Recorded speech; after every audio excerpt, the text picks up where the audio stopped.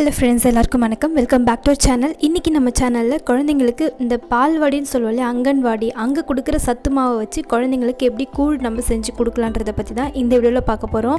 இது ரொம்ப சிம்பிளாக ஈஸியாக செஞ்சிடலாம் அண்ட் குழந்தைங்களுக்கு ரொம்ப ரொம்ப ஹெல்த்தியான ஒரு சத்து மாவு இது.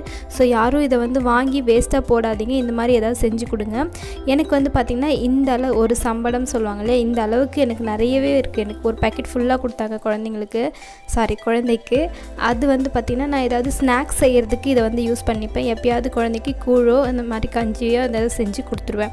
ஸோ நான் இதிலேருந்து பார்த்திங்கன்னா ஒரு 2 ஸ்பூன் போட்டுக்கிறேன். நான் இதில் லைட்டாக தண்ணி ஒரு 1/2 கிளாஸ் அளவுக்கு தண்ணி ஊற்றி நல்லா இது கெட்டி இல்லாமல் கரைச்சிக்கலாம்.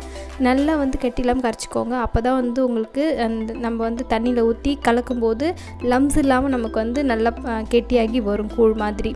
சரிங்களா? இது நீங்கள் உங்கள் குழந்தைங்களுக்கு நீங்களும் பால்வாடியில் கொடுக்குற இந்த சத்து மாவு வாங்கினீங்கன்னா கண்டிப்பாக இதை வேஸ்ட் பண்ணாமல் தாராளமாக செய்யலாம்.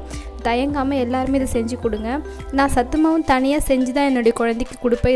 இது ஃப்ராங்காக சொல்லி ஆகணும். ஆனால் இந்த சத்து மாவு நான் வாங்கினேனாக்கா இது ஸ்நாக்காவோ இல்லைனா நான் சாப்பிடுவேன், என்னுடைய ஹஸ்பண்ட் சாப்பிடுவார். இந்த மாதிரி இதை நம்மளே நீங்கள் ஃபீட் பண்ணுற மதராக இருக்கீங்கன்னா நீங்கள் கூட இந்த சத்து மாவை வேஸ்ட் பண்ணாமல் சாப்பிடுங்க.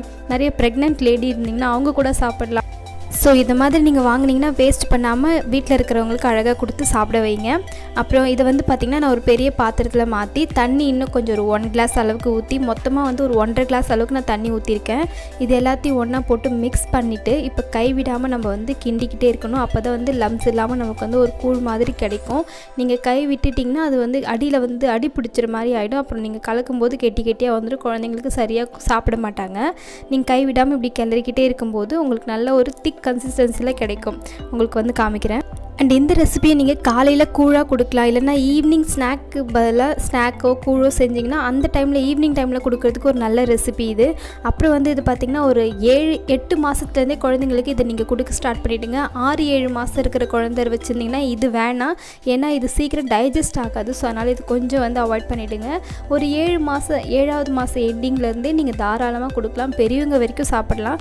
குழந்தைக்கு கொடுக்குறதுனால கன்சிஸ்டன்சி எப்படி இருக்கணுன்றதுக்காக நான் உங்களுக்கு செஞ்சு காமிக்கிறேன். இது மாதிரி நீங்கள் நல்லா கெட்டியானதுக்கப்புறமா நீங்கள் கேஸ் ஆஃப் பண்ணிவிட்டு ஒரு பவுலுக்கு ட்ரான்ஸ்ஃபர் பண்ணி அழகாக நீங்கள் குழந்தைக்கு சர்வ் பண்ணுங்கள், ஆற வச்சுருங்க. ஸோ இந்த கன்சிஸ்டன்சியில் இருக்கணும். ரொம்ப தண்ணியாக இருக்கக்கூடாது, தண்ணியாகவும் இருக்கக்கூடாது, ரொம்ப திக்காகவும் இருக்கக்கூடாது. ஏன்னா இது போக போக நல்லா கெட்டி ஆகிடும். ஸோ இதில் நான் ஒரு 1/2 டீஸ்பூன் அளவுக்கு நெய் ஆட் பண்ணிக்கிறேன். நெய் சூடாக இருக்கும் போது ஆட் பண்ணுங்கள், நல்லா உருகிடும். இந்த ஃப்ளேவர் குழந்தைக்கு பிடிக்கும், என்னுடைய குழந்தைக்கு முக்கியமாக பிடிக்கும். அதனால் நான் நெய் போட்டு கொடுக்குறேன். குழந்தைங்கனாவே நீங்கள் நெய் நிறைய சேர்த்துக்கோங்க. ஒரு 7-8 மாதத்துலேருந்து தாராளமாக நெய் சேர்த்துக்கலாம். ஸோ எல்லா ரெசிபிலையுமே கொஞ்சம் கொஞ்சமாக சேர்த்துக்கோங்க. குவான்டிட்டிஸ் வளர்கிற குழந்தைங்களுக்கு அதிகமாகவும், இப்போ தான் ஸ்டார்டிங்கில் கொடுக்குறீங்கன்னா அவங்களுக்கு கொஞ்சமாகவும் நீங்கள் கொடுங்க. ஓகே ஃப்ரெண்ட்ஸ், உங்களுக்கு ஏதாவது டவுட் இருந்தால் கமெண்ட் செக்ஷனில் கேளுங்க. உங்களுக்கு என்ன மாதிரி வீடியோஸ் வேணும்னு சொல்லுங்கள், நான் போஸ்ட் பண்ணுறேன். பாய்.